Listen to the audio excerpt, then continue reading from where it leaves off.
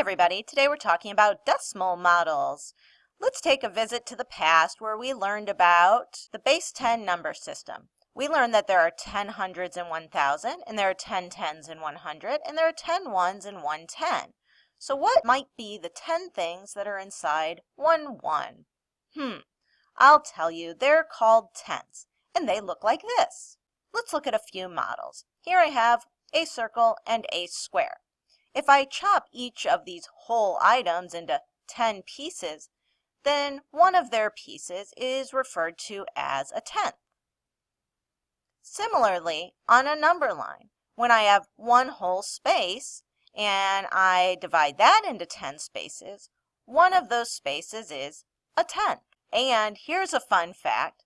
$1 is equivalent to 10 dimes. They're both worth $1. Since I have 10 dimes in $1, each of those dimes is a tenth of a dollar. Pretty cool, huh?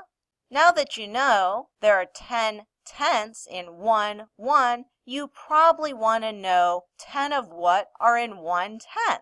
Well, wonder no longer. The 10 things that make up 1/10 are called hundreds, and they look like this.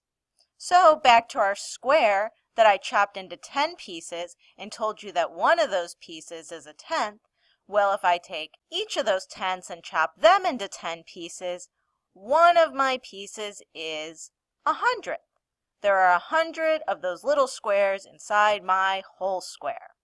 Now, can we look at this on a number line? Yes, we can. You remember that when we had our space from 0 to 1 and I cut it into 10 pieces, that each of those was a tenth. Well, now I want to take that tenth and I want to cut it into 10 pieces. Now each of those pieces is, anyone? A hundredth. Correct. Now, does this have a money example too? It does, because we know that $1 and 100 pennies are both $1.